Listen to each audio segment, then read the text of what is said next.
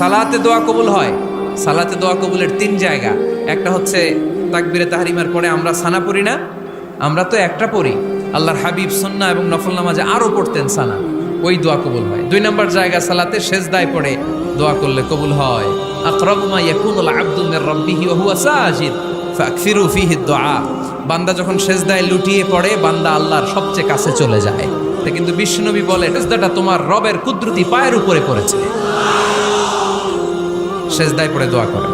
সালাম ফিরানোর আগে বিশ্বনবী দোয়া করতেন, লা ইউসাল্লিমান্না আহাদুকুম হাত্তা ইয়াতাআওয়াযা মিন আরবা'a। আল্লাহর হাবিব বললেন, চার জিনিস থেকে পানাহ না আছে আমার কোন উম্মত যেন সালাম না ফিরায়। তারা যেন পড়ে, আল্লাহুম্মা ইন্নী আউযু বিকা মিন আযাবিল কবর, আউযু বিকা মিন আযাবি জাহান্নাম, আউযু বিকা মিন ফিতনাতিল মাহইয়া ওয়াল মামাত, আউযু বিকা মিন ফিতনাতিল মাসিহিদ দাজ্জাল।